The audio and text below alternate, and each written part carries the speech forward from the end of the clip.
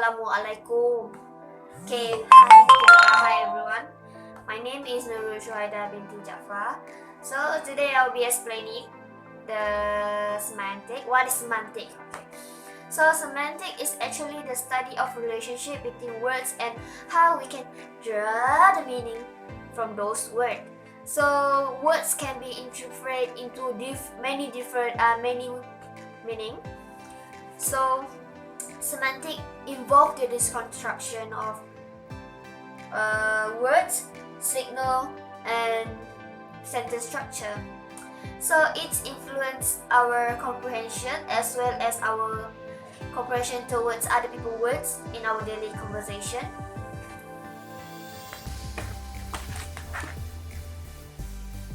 So we use the semantic without our realizing it. So for example, my mom often use this one sentence when I'm at home, which is do the housework.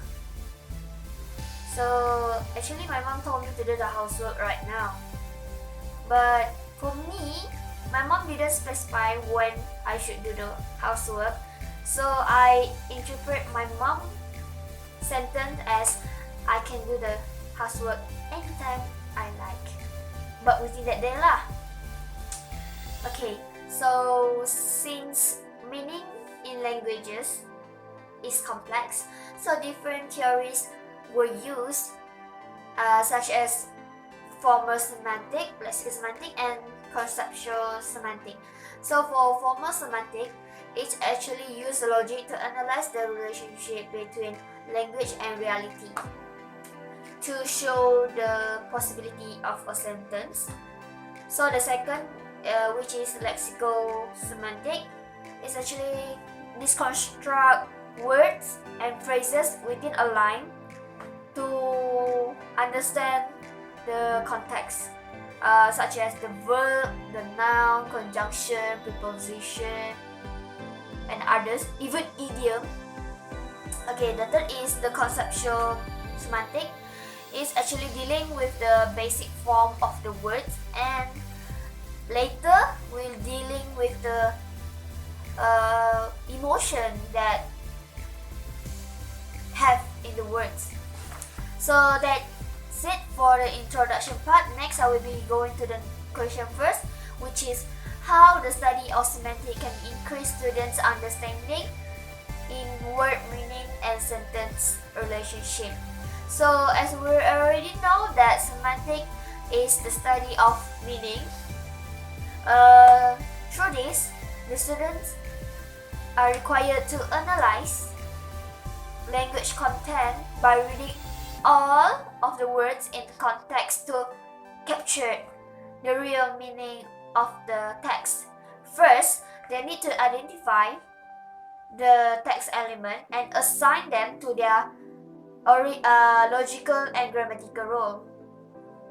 Next, they need to analyze the text, the context in the surrounding text and text structure to accurately decipher the proper meaning of word that might have different definition. We don't know. So pragmatic ambiguity is in the context of the conceptual semantic. So as we know, that's conceptual semantic dealing with the basic form of word and later dealing with the expression or emotion that the words have. So it arises when the statement is not specific and does not contain information that can clarify the statement. So for example, I'm sorry you were raised badly. So this sentence, at first here we can say that the speaker evoked a sympathetic expression. However, the information did not clarify the statement whether the speaker is sympathy or not. So we can decipher that the speaker is in another meaning. We can say that the speaker is actually insulting the receiver in indirect way. by using the knowledge that we have in semantic. So that's all from me. Let's move on to the next person.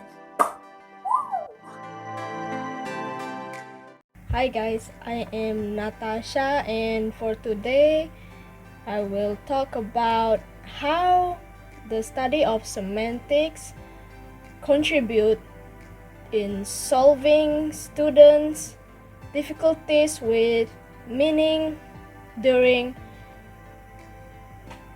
classroom teaching. There are two problems that students usually face. The first one is the struggle with vocabulary, and the second one is ambiguity. The first one is the struggle with vocabulary. This is due to the lack of deep vocabulary knowledge. The students will try hard to understand the teacher's talk in the classroom. The teacher's talk is whatever the teacher is saying or explaining in the classroom. If they do not understand what is being said by the teacher, so they will lose interest in learning. So, in this matter, using a dictionary is a good way. This is because the dictionary have the meanings of the words they do not understand or know the meaning of, and also they could learn by pronouncing the words the correct way. The next one is ambiguity. Ambiguity may result from disconnection between semiotic triangle component. Semiotic triangle implies that the speaker's mind will only applicable to the mind of the listener if the words being used by the speaker is the same way how the listener understands it. Semiotic triangle consists of three components. The first one is object, the second one is thoughts, and the third one is referent. The semiotic triangle consists of three components. The first one is object, the second one is thoughts, and the third one is referent. I will give you an easy example to understand how the semiotic triangle works. The object is cat, and for the thoughts, the cat is an animal, and the referent, the cat is black, or maybe the cat is chubby. For the referent, it is subjective because it is depend on the individual how you think it is. So the cat can be stray cats, brown cat, or other. So if one is disconnected, there will be a misunderstanding while communicating. What is meant by this is if one of the three components is disconnected from one another, it will cause a misunderstanding. For example, like my example earlier, I used a cat, and a cat is an animal, but for the referent, maybe they think the cat is a tiger or other animal that is not a cat. So if one of that doesn't match with the other component, it will lead to a misunderstanding. The next thing that I will discuss is what kind of relationship is between teaching semantics and improving ESL learners' skills.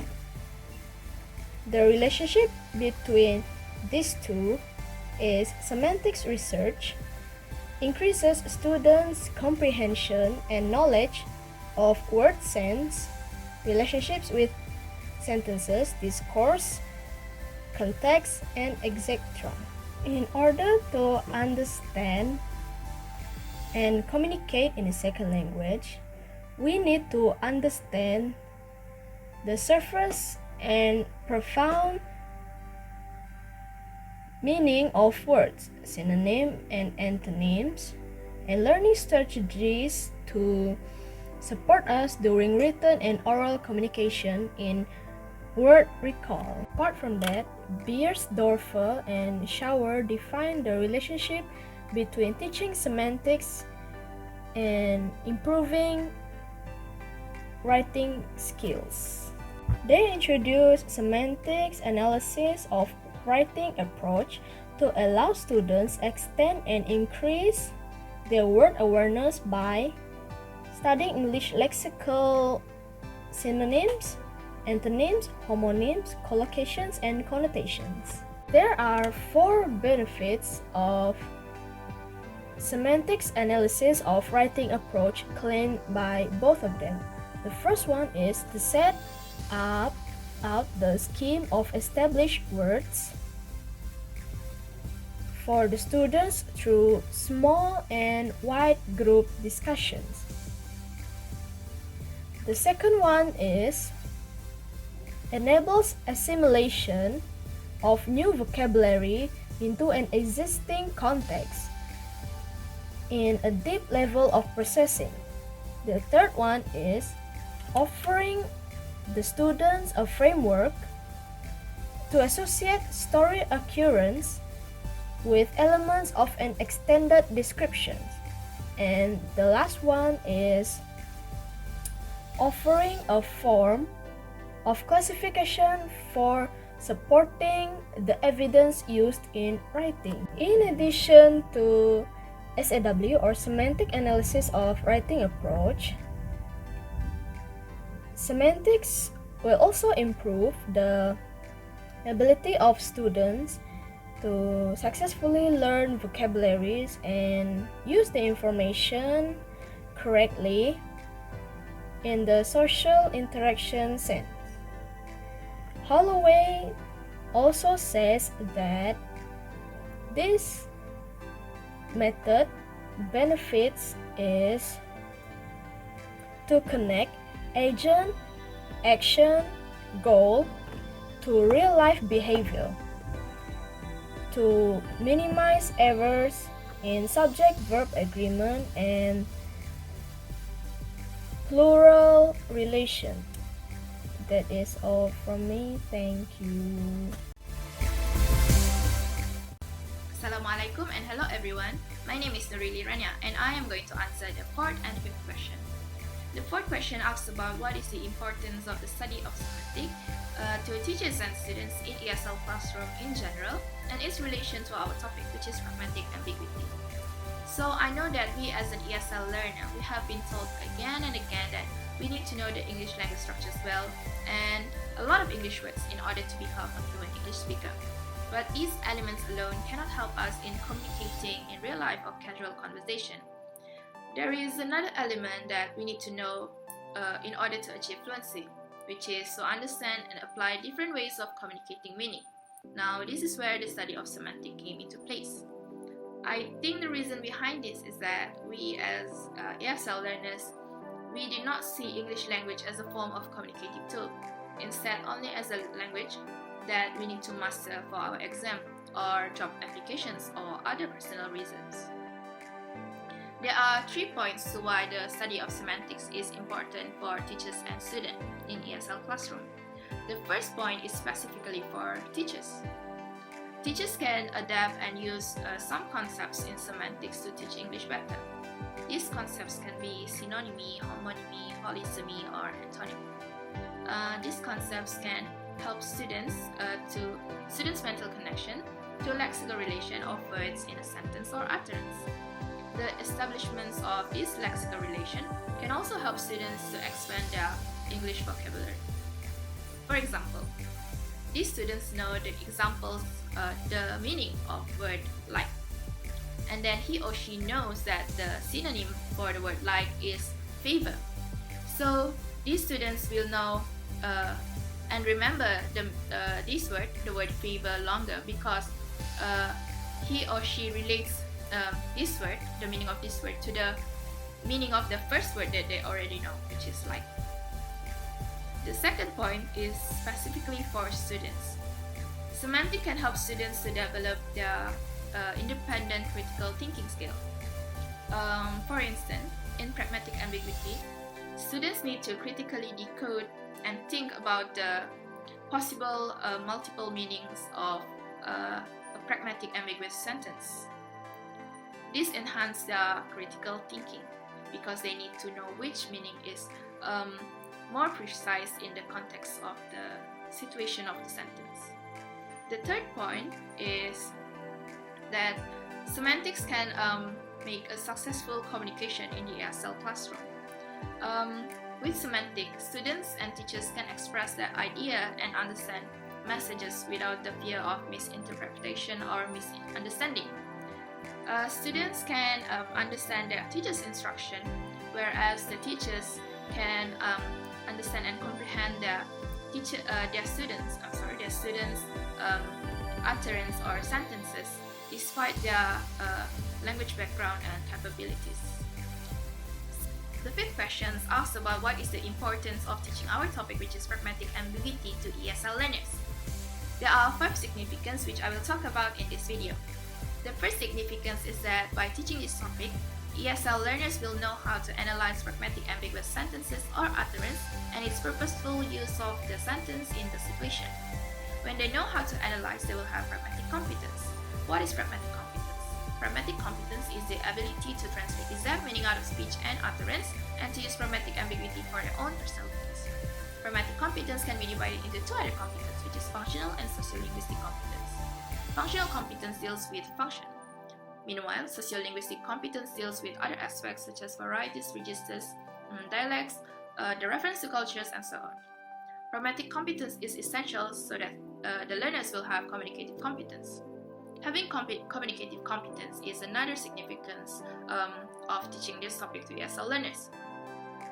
Having communicative competence means that the learners will know how to carry on an effective conversation. So what happens if they do not have communicative competence? Well, pragmatic failure will happen. Pragmatic failure can be defined as the inability to understand the meaning behind a pragmatic ambiguous sentence or utterance. In other words, pragmatic failure is the opposite of pragmatic competence. When they have pragmatic incompetence or pragmatic failure, they will also have communicative incompetence. Therefore, they will not be able to carry an effective conversation. Learners will create a lot of misunderstanding and misinterpretations of their utterance, and this in turn will create fears of talking in English. Linguistic knowledge cannot make up for the pragmatic failure because it lacks other factors such as situational, social, and cultural context.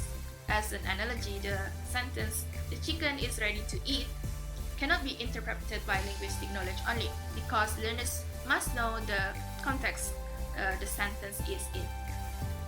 For example, if the sentence context is the speaker is a breeder of livestock, then the chicken, which is the bird, is ready to be fed. If the sentence is in the context of where the speaker is having a meal, the sentence can pragmatically mean that the chicken, which is the food, is ready to be eaten. The third significance is that learners can control and recognize other speakers or dialogues' intentions or goals. If they do not know about this topic, the interlocutor will manipulate the learners to accept the proposed interaction, such as exchanging information or suggestion. But if they do know about pragmatic ambiguity, they can accept the proposed interaction and pursue a joint dialogical goals, or they can refuse and propose another appropriate counter proposal. This use of pragmatic ambiguity is widely used by politicians as a pretext to hide their real intentions or meanings behind their political speech. The fourth significance is that learners of pragmatic ambiguity will also know the difference of their first language and the second language, which is in this case in constructing and decrypting pragmatic meaning. These will help them avoid a notion called pragmatic transfer, in which the students will copy and paste their pragmatic knowledge of the first language to the second language pragmatic knowledge. This is important because in every language, every and each language have different pragmatic meaning. Last but not least, pragmatic ambiguity will also help students or learners to remain true to their own personalities. We all know that we cannot express ourselves well in languages that we are not fluent. This is why we tend to use our first language, which is the language that we are more comfortable in using, because we do not feel like ourselves when we talk in English language. This is why pragmatic ambiguity is very important to ESL learners. They be able to keep their own social persona in the medium of the English language.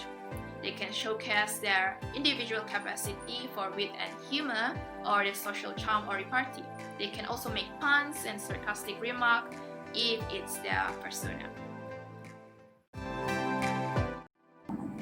So hello everyone, my name is Alyssa, Anak, Gemong, and today I'm going to explain about question 6, which is what could be the best strategies to teach our topic.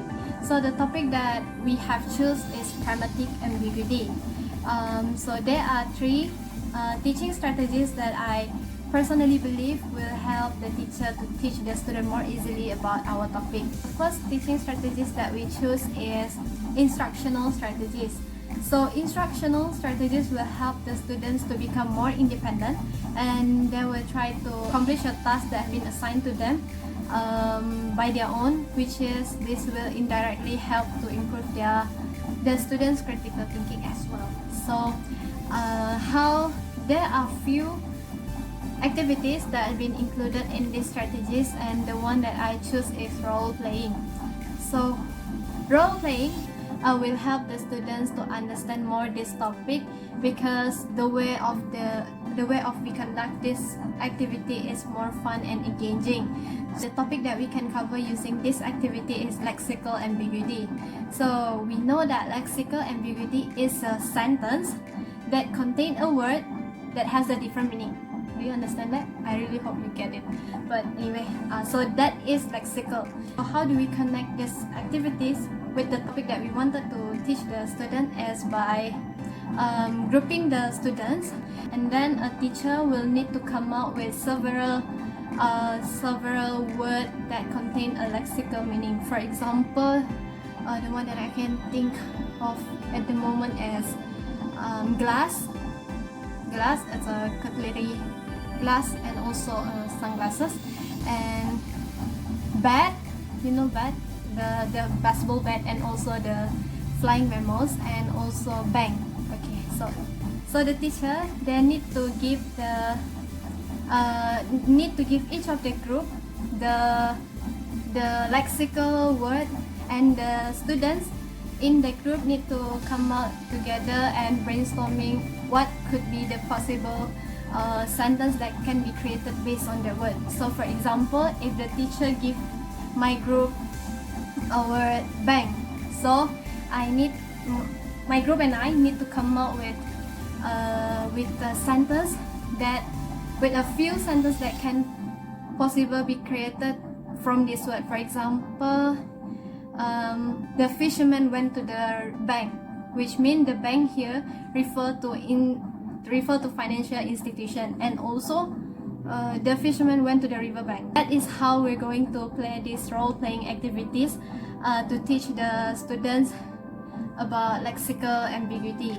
And I personally believe that from these activities, it will help the students to evaluate themselves, like the vocabulary range. And so the second teaching strategies that I choose is inquiry-based instruction.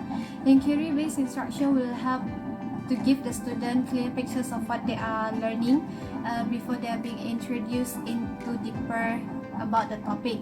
The topic that we can cover using this method is phonological ambiguity. Phonological ambiguity is a word that sounds the same but it has a different meaning. Okay, so for these strategies, the teacher they can ask few questions related to the topic and be sure to provide an example as well, so that the student will be more familiar with what they are learning and they know how to link the questions with the knowledge that they are already possess. For example, the answer for the question just now is maybe the one that I can try to come up with right now is where and where. Where am I? What clothes am I wear today? So that is the example of the word that sounds the same but it has a different meaning. So how do I come up with this answer is because I try to relate the questions with my surrounding. For example, right now I'm in my room and I'm wearing a baju kurung. So what is inquiry based instruction help the student is to make the student realize or see what is the connection between the questions and also the surrounding. So I believe that these strategies will help the student understand more the contents of the topic, so that they will not just simply digest what they are learning without understand the topic. So these kind of teaching strategies will help the student to understand more, because it try to link the questions or link the topic with what happened in our surrounding. So the third strategies that I think is good to teach pragmatic ambiguity is visualization. Visualization is one of the teaching strategies that I believe is good and can be applied to make sure the learning process is more fun and easily understandable. As we know, the basic of learning semantic is the vocabulary. So as a teacher, we need to always try to come up with several activities to expand our student vocabulary. So one of the visualization strategy is semantic map. Semantic map is good for the students so that they will be able to see the connection or the relationship between this one particular concept with another branches of word. So one of the visualization strategies activities is semantic map. Semantic map is good to see the relationship between the word, each of the components of the word. So how to apply this in our classroom is the teacher need to come up with few words or few specific concept and write it in front of the whiteboard. Then the student will discuss the word that is related to the concept that the teacher have brought in front.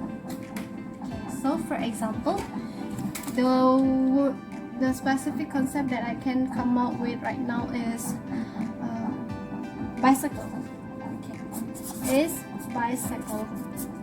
So from this word, the students need to discuss among themselves what is another set of component that is related to this big topic. For example, the one that we can see are related to bicycle is chain. Okay, chain, and also a wheel. Without a wheel, the bicycle won't be able to move, right?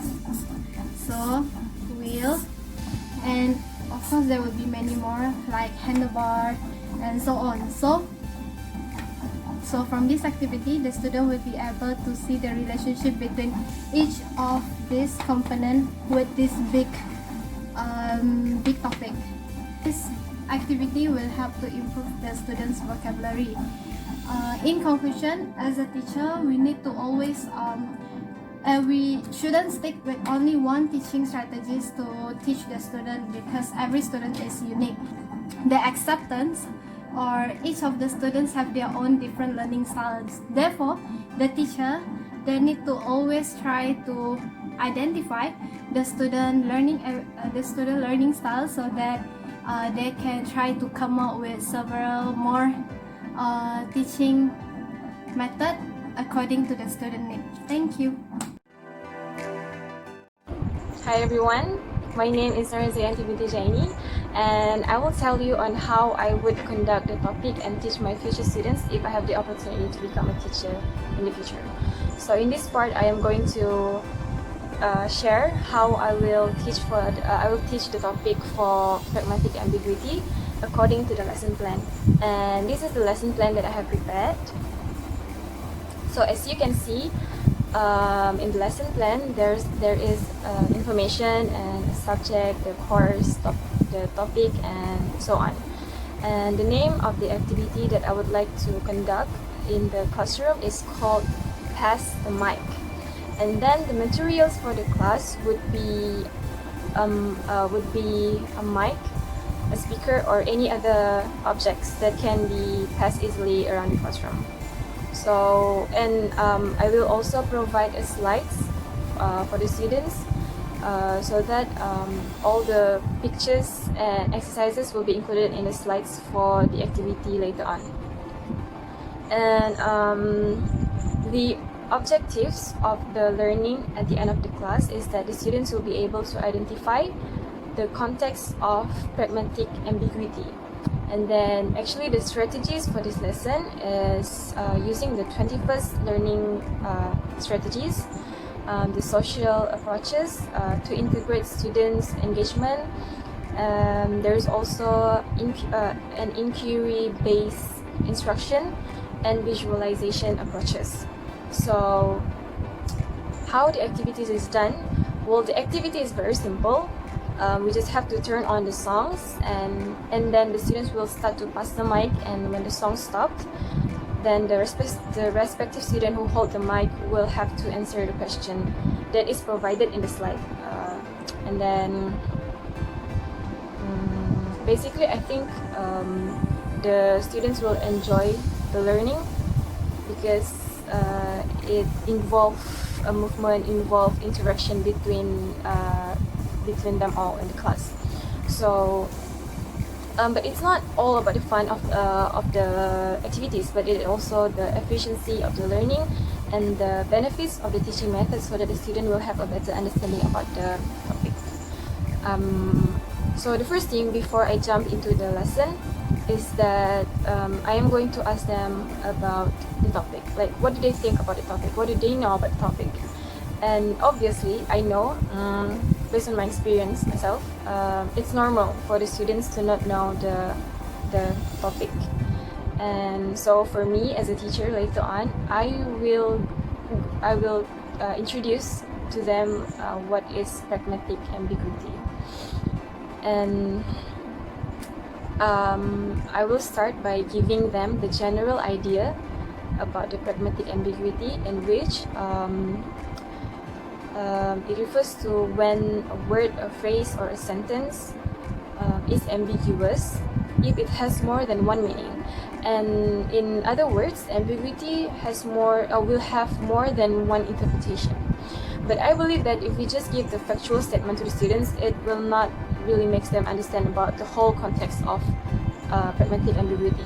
So I will try by giving examples, using a simple understanding by using things that around the classroom, or use a picture for them to see, because I believe that this method will catch the attention for the visual type of learners. For example like this.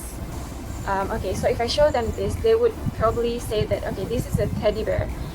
And then I am going to ask them, okay, so what is the meaning of bear? If they know that bear has more than one meaning, and that is good, but if they don't, then I will provide them explanation that bear has more than one meaning, and it has two different word class. It can be a noun and it can be a verb, and a noun indicate the name of the teddy bear, and then bear can also means carry something, carry a burden, or endure something. So and then I will ask the students to write a sentence using the word with both meaning. Okay, and that is the first one. So in this topic, basically it covers about the types of ambiguity and the use of tree diagram to explain ambiguity. So I have imagined how I would like to teach my class. For example, there are three types of ambiguity. They are the phonological ambiguity, the lexical ambiguity, and the syntactic ambiguity. So I will first explain what is the component and what is the meaning for the three types of ambiguity and how to differentiate the three types of ambiguity. And then after I have explained everything, we will start the activity called Pass the Mic to make sure if the students really understand what they have learned. Okay, so for the part of lexical ambiguity, I will prepare words and the students will have to identify which type of lexical ambiguity it is. Is it a full homonyms? Is it a partial homonyms? Either the homophone or homographs or the polysemy. For example, probably I will give the word sweet, S-W-E-E-T, and then they will have to identify what kind of ambiguity it is, and then how to differentiate whether it is a polysemy or a full or partial homonyms. And then another ways that I think it suits the learning of pragmatic ambiguity is by using a picture. But this one is different because the picture is actually contains ambiguity jokes. And I found the picture on internet, so I think the students will enjoy it. But since it is a joke and a humor, the students can either understand the joke or they can be confused with it. But it doesn't matter. But so I'm going to show you the picture. For example, this picture. Okay. The guy said, "Call me a cab," and then the lady replied, "Okay, you're a cab." So it's actually a joke. And so I will ask the students how to identify. I will ask them to identify which is the ambiguity word in a sentence that actually makes the lady in the picture to interpret the statement wrongly. So basically, that is how I would like to teach the students about this topic. I chose to use interaction activities like this with songs and pictures so that the students will take part in the learning and participate in the class. Because with the learning and the social approach, I think it is a great method to attract the students' attention. And I guess apart from that, visual aids like pictures in the slide will help the students to remember the situations. And this activity actually also involves the kinesthetic styles where there will be movement because they have to pass the mic. So they would not be boring, they will not be bored in the class because they have to deal with the activities, right? And of course, the activities is low in budget and it also includes other learning approaches like I have mentioned before, the inquiry-based instruction and visualization. So I think that is from me, that I think that is how I would like to teach my class about the pragmatic ambiguity. So thank you.